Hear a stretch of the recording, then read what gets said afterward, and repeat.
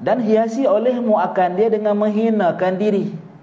Maka sifat kemuliaan itu menghinakan diri, dan merendahkan diri bagi kebesaran Allah Subhanahu wa taala. Bukan menghina diri dan merendah diri dengan makhluk, tapi takabur jangan dengan makhluk.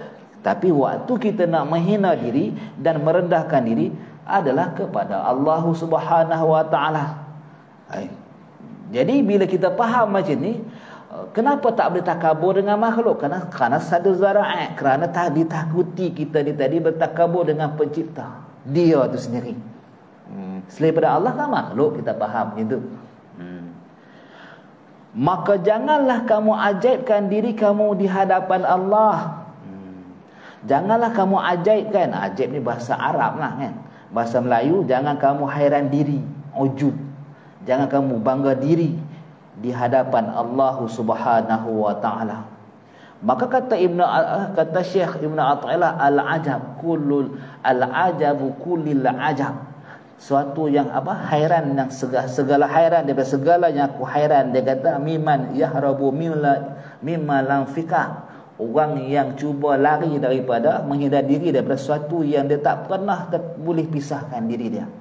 Apa dia? Kehinaan dan berkehendak muftakir kepada Allah tu tak pernah kita tadi terpisah keadaan hal kita tu. Tapi bila kita berasa kita ni tadi hebat, berasa sempurna, berasa mulia, sedangkan tak pernah bersifat pun diri ini dengan segala sifat kemuliaan, sifat kehebatan tu. Jadi kalaulah ada orang tu tadi dia berasa dia boleh pisahkan diri dia daripada hina dan rendah kepada jadi mulia dan jadi hebat, kata Ibn Athaillah, al-ajabu kullil ajab. Segala keheranan daripada segala perkara yang aku amat hairan, orang yang berasa dia boleh pisahkan diri dia dari sesuatu yang tak pernah boleh dia pisahkan. Orang ni memang khayal sungguhlah. Orang ni duduk terapung sungguhlah.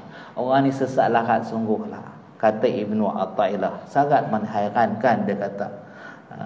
Kemudian dia mencari pula, dia menuntut yatlubu mala baqa'u lahu ma'ahu. Kemudian dia bergantung pula dengan diri dia yang tak pernah kekal pun. Sehinggalah dia tak boleh nak sendiri, dia tak boleh nak mengekalkan muda yang dia pernah miliki dulu. Dia tak pernah boleh kawai segala yang dia kehendaki di alam ni. Dia nak siang jadi malam dah, dia nak hujan jadi panas dah. Dia tak ada kontrol pun. Jadi tiba-tiba dia berasa dia boleh pisahkan diri dia daripada hina dan lemah kepada mulia dan hebat.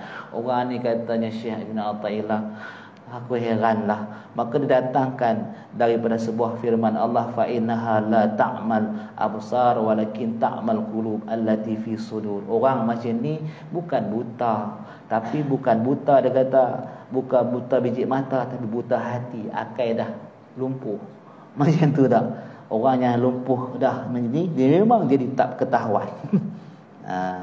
Jadi bila kita berhadapan hal ni, tengok diri kita. Kita ni tadi di dalam kekuasaan dan pengaturan Tuhan. Innallaha ala kulli syai'in qadir. Dan kita sebut selalu dak wala haula wala quwata illa billahil aliyil azim. Tiadalah daya upaya kecuali dengan daya upaya Allah. Ini semua dia ada connection kuat kepada apa yang kita kenal tentang Tuhan dan apa yang kita imani tentang takdir qada ada pun membawa kepada kita tak ada daya upaya, baik atau buruk semuanya dari Allah.